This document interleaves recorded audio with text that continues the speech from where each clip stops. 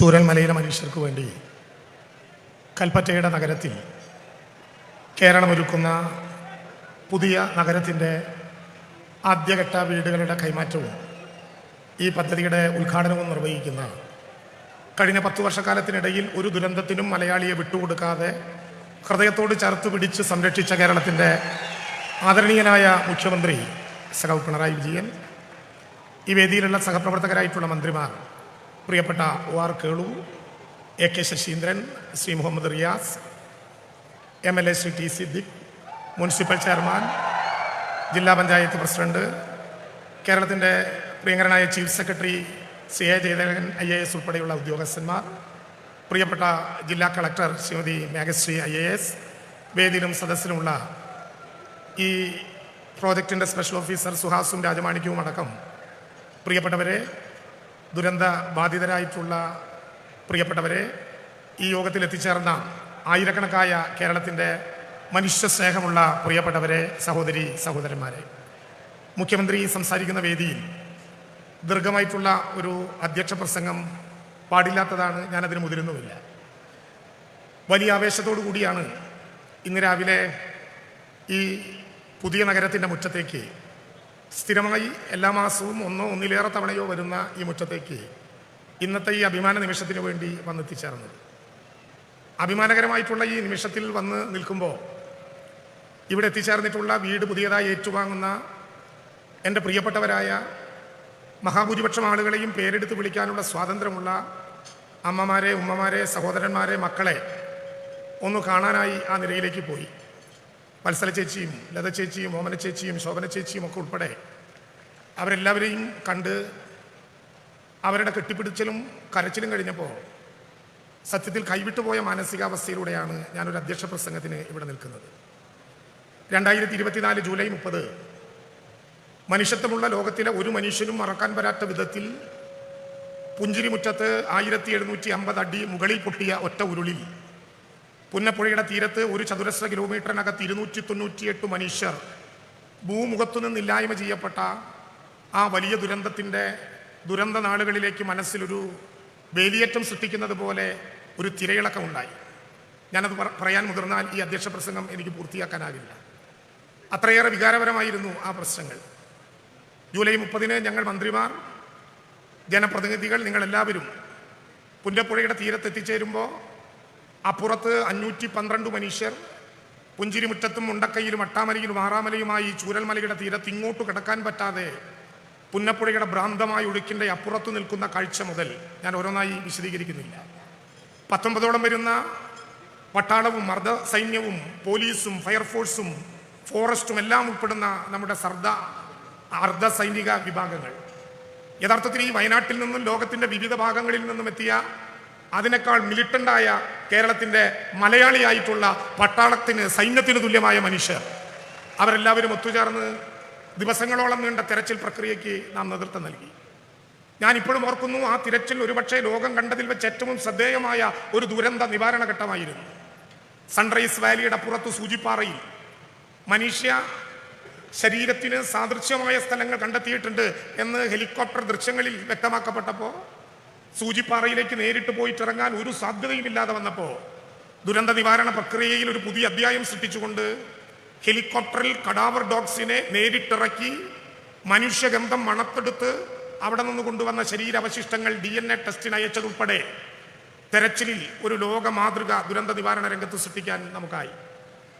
വടക്കൻ ഇന്ത്യയിൽ മരണപ്പെട്ടവരുടെ ഒഴുകി വന്നുകൊണ്ടിരിക്കുന്ന മൃതശരീരങ്ങളും ശരീരാവശിഷ്ടങ്ങളും JCB കൊണ്ട് വലിയ കുഴികുത്തി അതിലിട്ട് മൂടുന്ന അനുഭവങ്ങളുള്ള ഈ കേരളത്തിൽ പുത്തുമലയിലെ ബറയിൽ ഗ്രൗണ്ട് നിരവധികളായിട്ടുള്ള കണ്ടെത്താൻ പറ്റാത്ത, തിരിച്ചറിയാനാകാത്ത മൃതശരീരങ്ങളും ശരീരഭാഗങ്ങളും ലോകത്തിൻ്റെ എല്ലാ മര്യാദകളും പുലർത്തി സർവമത പ്രാർത്ഥന നടത്തി ഗൂഗിൾ സല്യൂട്ടോടെ കേരളത്തിലെ വിവിധങ്ങളായിട്ടുള്ള യുവജന സംഘടനാ പ്രവർത്തകർ ഇട്ടിരിക്കുന്ന PP കിറ്റിനകത്ത് ഏതു മതമാണ്, ജാതിയാണ്, രാഷ്ട്രീയമാണെന്ന് നോക്കാതെ സ്വന്തം അമ്മ പോലെ, ഉമ്മ പോലെ, അച്ഛൻ പോലെ, ഉപ്പ പോലെ, സഹോദരങ്ങളെ പോലെ സംസ്കരിക്കുന്ന അഭിമാനകരമായിട്ടുള്ള മലയാളിയുടെ മനുഷ്യ സ്നേഹത്തിന് പുത്തുമലയിലെ ബറയിൽ ഗ്രൗണ്ട് സാക്ഷ്യം വഹിച്ചു.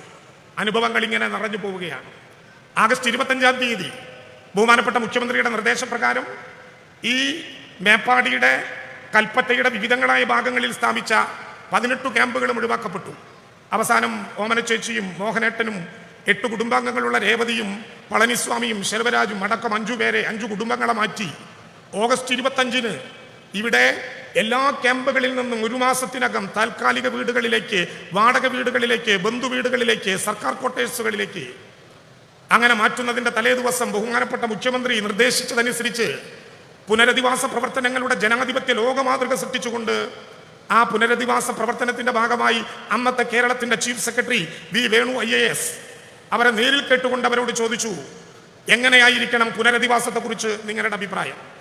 വീടുകൾ കൈമാറുന്ന ഈ സമയം ലോകത്തിന്റെ മറ്റൊരു മൂലയിൽ യുദ്ധവും പലായനവും നടക്കുകയാണ്.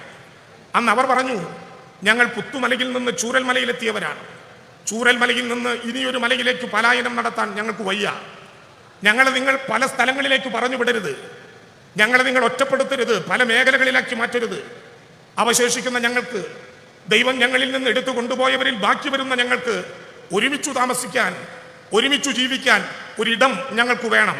അത് പുനരധിവാസ പ്രവർത്തനത്തെക്കുറിച്ച് ജനാധിപത്യപരമായി ചർച്ച ചെയ്തപ്പോൾ ദുരന്തബാധിതരായ മനുഷ്യർ നെഞ്ചിൽ തട്ടി ഞങ്ങളോട് പറഞ്ഞ ഏറ്റവും പ്രധാനപ്പെട്ട കാര്യമാണ്. ഇത്രയും വലിയൊരു നഗരം സൃഷ്ടിക്കാൻ പറ്റുമെന്ന് ഞങ്ങൾക്കറിയില്ല. അതിനു പറ്റുന്ന ഒരു പുനരധിവാസത്തിന്റെ മാതൃകകളൊന്നുമില്ല. കേരളത്തിന്റെ മാത്രമല്ല, ഇന്ത്യയുടെ ആർക്കവൈസുകളിൽ ദുരന്തബാധിതർക്കൊരു നഗരമുണ്ടാക്കിയതിന്റെ ഒരു മുന്നനുഭവങ്ങളും ഞങ്ങളുടെ മുമ്പിലില്ല. പക്ഷേ കേരളത്തിന്റെ ബഹുമാനപ്പെട്ട മുഖ്യമന്ത്രി സഖാവ് പിണറായി വിജയൻ ഇച്ഛാശക്തിയോടെ പറഞ്ഞു, അവർക്ക് സ്വന്തമായി നാം ഒരു നഗരമുണ്ടാക്കും. എന്ത് വില കൊടുക്കേണ്ടി വന്നാലും, എത്ര പ്രയാസപ്പെടേണ്ടി വന്നാലും ഒരു നഗരമുണ്ടാക്കും. ചില സാമ്പത്തികകാര്യ വിദഗ്ധന്മാർ ആധുനിക കാൽക്കുലേറ്ററുകൾ നിരത്തിവെച്ചുകൊണ്ട് നമ്മളോട് പറഞ്ഞല്ലോ, 760 780 മുഖ്യമന്ത്രിയുടെ. ആ ഘട്ടത്തിൽ പുതിയതായി രംഗപ്രവേശം ചെയ്ത ഒരുപാട് സാമ്പത്തിക വിദഗ്ധന്മാർ കിട്ടാവുന്ന കാൽക്കുലേറ്ററുകളെല്ലാം നിരത്തിവെച്ചുകൊണ്ട് ഞങ്ങളോട് പറഞ്ഞു, കിട്ടിയ കാശ് എത്ര പേർക്കാണ് കൊടുക്കാൻ ഉദ്ദേശിക്കുന്നതെങ്കിൽ അതുകൊണ്ട് ഹരിച്ച് ആ തുക ഓരോരുത്തരുടെയും കയ്യിൽ ഏൽപ്പിച്ചാൽ നിങ്ങൾക്ക് പണി നിർത്തി അങ്ങ് പൊയ്ക്കൂടെ? എന്തിനാണ് നിങ്ങൾ ഈ പണം ഇങ്ങനെ എടുത്തു വെച്ച് ആർക്കും കൊടുക്കാതെ സൂക്ഷിക്കുന്നത്? എത്രയേറെ വിമർശനങ്ങൾ, എത്രയേറെ അഭിപ്രായ പ്രകടനങ്ങൾ. ഒന്നും കുലുങ്ങിയില്ല ഇച്ഛാശക്തിയുള്ള ഈ കേരളം. അവരോട് ഞങ്ങൾ പറഞ്ഞ കാര്യം, ഇന്ന് ഈ 178 കുടുംബാംഗങ്ങളെയും നേരിൽ പോയി കണ്ടയാളാണ് ഞാൻ. ഇന്നവർ പറയുന്ന കാര്യം, അന്നു ഞങ്ങൾക്ക് ഏതെങ്കിലും വിധത്തിലുള്ള പണം തന്നൊടിപ്പിച്ചെങ്കിൽ ഇന്ന് കൂട്ടിമുട്ടാൻ കഴിയാത്ത വിധത്തിൽ ലോകത്തിന്റെ പല ഭാഗങ്ങളിൽ ഞങ്ങൾ ഒറ്റപ്പെട്ടു പോയേനെ. ഒരുപക്ഷെ സുനാമി ദുരന്തത്തിലുണ്ടായി പല വഴികളിൽ പിരിഞ്ഞതുപോലെ ലോകത്തിന്റെ വിവിധ വഴികളിൽ ഞങ്ങൾ പിരിഞ്ഞു പോയേനെ. അങ്ങനെ ഞങ്ങൾക്ക് പിരിഞ്ഞു പോകാൻ ഇഷ്ടമില്ല എന്ന് ഞങ്ങളോട് പറഞ്ഞപ്പോൾ, സ്വന്തമായി കയ്യിൽ ഭൂമിയില്ലാതിരുന്നിട്ടും, വയനാട്ടിൽ റവന്യൂ ഭൂമിയില്ലാതിരുന്നിട്ടും ആ ആവശ്യം ഉന്നയിച്ചപ്പോൾ മുഖ്യമന്ത്രിയുടെ നിർദ്ദേശപ്രകാരം ഈ കൽപ്പറ്റയിലെ 25 എസ്റ്റേറ്റുകൾ ഞങ്ങൾ കണ്ടു. ആ 25 എസ്റ്റേറ്റുകളിൽ ജോൺ മത്തായി സുരക്ഷിതം എന്ന് പ്രഖ്യാപിച്ച 9 എസ്റ്റേറ്റുകളെ നോക്കിക്കണ്ടു. ആ 9 എസ്റ്റേറ്റുകളിൽ എൽസ്റ്റോൺ ഉൾപ്പെടെ 2 എസ്റ്റേറ്റുകൾ ഈ കേരളത്തിലെ ഗവൺമെന്റ് ഏറ്റെടുത്തത്. പ്രിയപ്പെട്ടവരെ, ഈ ദുരന്തം നടന്ന് 63ാമത്തെ ദിവസം ആ 2 എസ്റ്റേറ്റുകളും ഈ കേരളത്തിൽ ഏറ്റെടുത്തു. ഒക്ടോബർ 4-ാം തീയതി ദിവസം മറക്കാനാകില്ല. ഒക്ടോബർ 4-ാം തീയതി ഏറ്റെടുത്ത ആ ഭൂമി അന്നു മുതൽ പണിയാൻ പറ്റിയിരുന്നെങ്കിൽ 2025 ജൂലൈ 30 ആദ്യത്തെ ദുരന്ത ദിനത്തിൽ എല്ലാവർക്കും ആ വീടുകൾ കൊടുക്കാൻ ഞങ്ങൾക്ക് സാധ്യമാകുമായിരുന്നു. എന്നാൽ ഒക്ടോബർ 4-ാം തീയതി ഈ ഭൂമി ഏറ്റെടുത്തപ്പോൾ ആ ഭൂമി ഏറ്റെടുക്കുന്നതിനെതിരെ കോടതി വ്യവഹാരങ്ങളിലേക്ക് കടന്നു. 2024 ഡിസംബർ 27-ാം തീയതി LAR 2013 അനുസരിച്ച് ഭൂമി ഏറ്റെടുക്കാനുള്ള സർക്കാരിന്റെ നിർദ്ദേശം കോടതി അംഗീകരിച്ചു. പക്ഷേ അപ്പോഴും ഭൂമിയിൽ പണി ചെയ്യാൻ അനുവദിച്ചില്ല. മാർച്ച് 27-ാം തീയതി ഈ നഗരത്തിൽ ബഹുമാനപ്പെട്ട മുഖ്യമന്ത്രി 410 വീടുകളുടെ തറക്കല്ലിട്ടിട്ടും കേരളത്തിലെ ഹൈക്കോടതി വ്യവഹാരങ്ങൾ പിന്നെയും തുടർന്നു. ഏപ്രിൽ 11 രാത്രി വൈകി കോടതി പിരിയുന്നതിൻ്റെ തലേ ദിവസം ഈ ഭൂമി ഏറ്റെടുക്കാനുള്ള തുക നിശ്ചയിച്ച് 2 മണിക്കൂർ കഴിയുന്നതിന് മുമ്പ് ഏപ്രിൽ 11 അർദ്ധരാത്രിയാകുമ്പോൾ ഈ ട്രഷറിയിലൂടെ ആ പണമടച്ചു ഭൂമി ഏറ്റെടുത്തു എന്ന് മാത്രമല്ല, ഒരു ദിവസം പോലും വൈകാതെ ഏപ്രിൽ 13 ആ ഭൂമിയിലെ നിർമ്മാണ പ്രവർത്തനം ഇവിടെ ആരംഭിക്കാൻ വേണ്ടി നമുക്ക് കഴിഞ്ഞു. ആ നിർമ്മാണ പ്രവർത്തനങ്ങൾ ഏറ്റെടുത്തു 10 ദിവസം കഴിയും മുമ്പ് ആരംഭിച്ച മഴയാണിത്. എൽസ്റ്റോൺ എസ്റ്റേറ്റിലെ തേയില ചെടികൾ പിഴുതു കളഞ്ഞ് ചവിട്ടിയാൽ ചേറു താഴുന്ന വഴിയിൽ അന്നു മുതൽ ആരംഭിച്ച നിർമ്മാണ പ്രവർത്തനം. സാധാരണ ഒരു വീട് നിർമ്മിക്കുമ്പോൾ 3 അടി താഴ്ചയിലേക്ക് വാരമെടുത്താൽ മതി. എന്നാൽ ഈ വീടുകൾ നിർമ്മിച്ചത് ഒരു ദുരന്തത്തിനും ഇനി ഈ വീടുകളെ, ഈ മണ്ണിനെ, മനുഷ്യനെ വിട്ടുകൊടുക്കരുത് എന്ന് നിർബന്ധമുള്ളത് കൊണ്ട് ഡിസാസ്റ്റർ എഞ്ചിനീയറിംഗിന്റെ സാധ്യത കൂടി പരിഗണിച്ചുകൊണ്ടാണ് 10 അടി താഴ്ചയിലേക്ക് കുഴിയെടുത്ത് പില്ലറുകെട്ടി അവിടെ തീർക്കുന്ന 410 ഭവനങ്ങൾ. ഒരു കാര്യം ഞാൻ ഉറപ്പിച്ചു പറയാം, ഞങ്ങൾ കല്ലു മാത്രം ഇട്ടു പോകുന്നവരല്ല. കല്ലിട്ടാൽ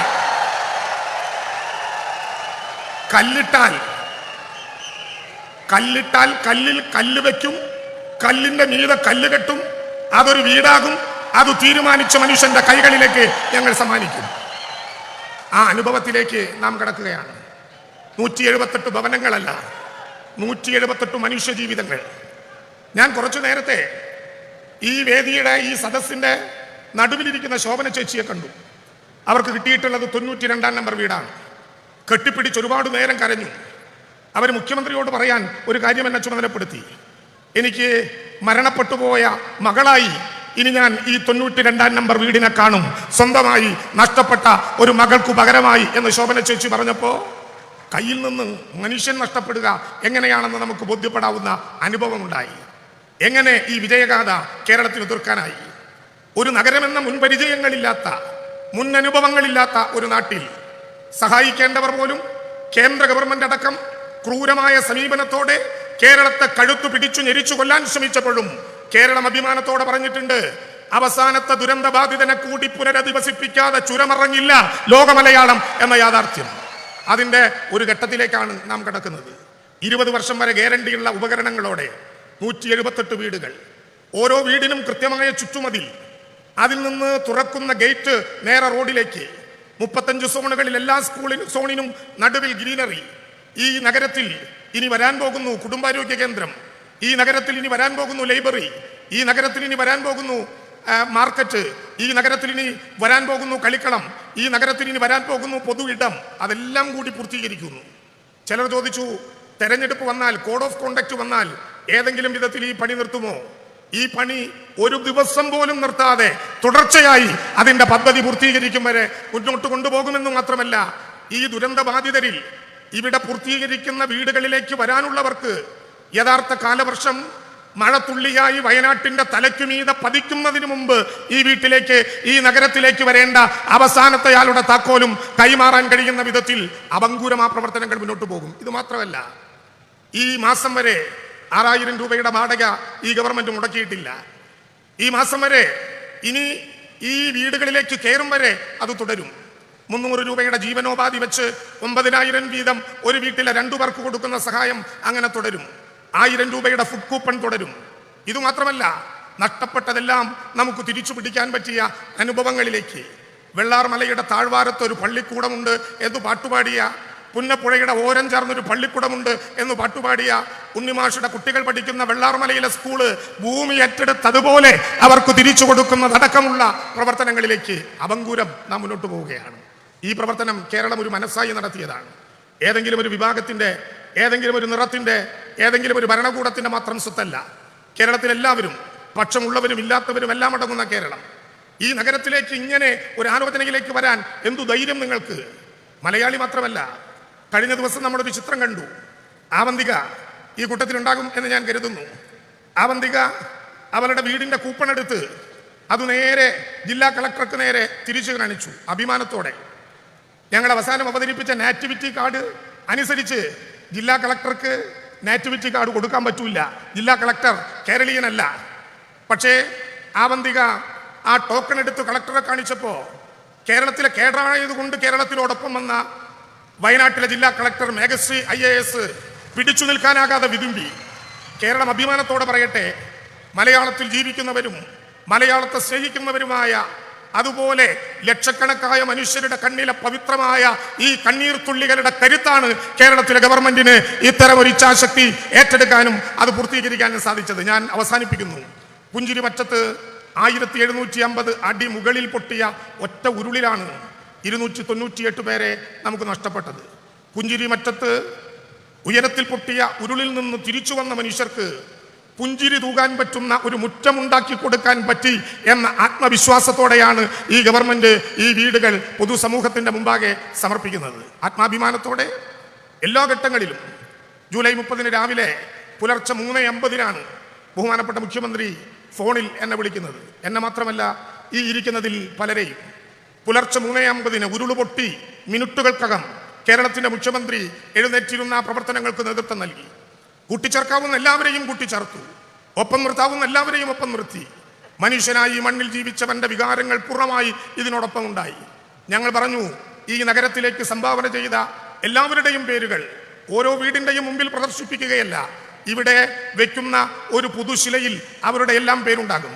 കാരണം ഓരോന്നും ഓരോ പ്രദേശത്തിനായി വിട്ടുകൊടുക്കാനാകാത്തത് കൊണ്ട് ഈ നഗരം, കേരളത്തിന്റെ സ്വന്തമായ നഗരം, അതുണ്ടാക്കുന്നതിൽ ഏറ്റവും പ്രധാനപ്പെട്ട പങ്ക് വഹിച്ച് ഓരോ ഘട്ടത്തിലും കേരളത്തിൽ കടമേറ്റെടുക്കാൻ കേന്ദ്രം ഗവൺമെന്റ് ഒരു നിയമത്തിലൂടെ അവസരമുണ്ടായിട്ടും ആ നിയമം കേരളത്തിന് വേണ്ടി ഉപയോഗിക്കാൻ സാധ്യമല്ലെന്ന് പ്രഖ്യാപിച്ചുകൊണ്ട് ആ സെക്ഷൻ എടുത്തു കളയുന്ന കഠിനമായ നടപടി കേന്ദ്ര ഗവൺമെന്റ് എടുത്തപ്പോൾ ആ ദുരന്തബാധിതരായിട്ടുള്ള മുഴുവൻ മനുഷ്യരുടെയും കടമേറ്റെടുക്കാൻ ഈ ഗവൺമെന്റ് ചങ്കൂറ്റം കാണിച്ചതുപോലെ ലോകത്തൊരു പുതിയ അനുഭവമായി ദുരന്തബാധിതരായിട്ടുള്ള 126 കട ഉടമകൾക്കും 83 സംരംഭകർക്കും ആവശ്യമായ നഷ്ടപരിഹാരം കൊടുത്തതടക്കം ഈ മണ്ണിലെ ഓരോ പുൽക്കൊടിക്കും അറിയാവുന്ന വിധത്തിൽ ദുരന്ത നിവാരണ പ്രക്രിയയ്ക്ക് കേരളത്തിനാകെ നേതൃത്വം നൽകിയ ബഹുമാനപ്പെട്ട മുഖ്യമന്ത്രി, വിത്തെറിഞ്ഞയാൾ തന്നെ കൊയ്യണം എന്നാണ് പണ്ട് ഒരു പൊതു നിയമം. മുഖ്യമന്ത്രി തന്നെ തറക്കല്ലിട്ടു, മുഖ്യമന്ത്രി തന്നെ ഔപചാരികമായി ഈ വീടുകൾ നാടിന് സമർപ്പിക്കുന്നു. യഥാർത്ഥത്തിൽ ഉയരുന്നത് കേരളം മുഖ്യമന്ത്രിയുടെയോ ഗവൺമെന്റിന്റെയോ യശസ്സല്ല. മൂക്ക് താഴോട്ട് നീണ്ട 3.25 കോടി വരുന്ന മലയാളി ലോകത്തിന്റെ മുമ്പിൽ ആത്മാഭിമാനത്തോടെ തല ഉയർത്തിപ്പിടിച്ചു നിൽക്കുന്ന ഈ അഭിമാന നിമിഷം ഉദ്ഘാടനം ചെയ്യാൻ ബഹുമാനപ്പെട്ട ആദരണീയനായ ലോക മലയാളത്തിന്റെ അഭിമാനമായ കേരളത്തിന്റെ മുഖ്യമന്ത്രിയെ സ്നേഹപൂർവ്വം ക്ഷണിച്ചുകൊണ്ട് ഞാൻ എൻ്റെ വാക്കുകൾ അവസാനിപ്പിക്കുന്നു. അഭിവാദ്യം.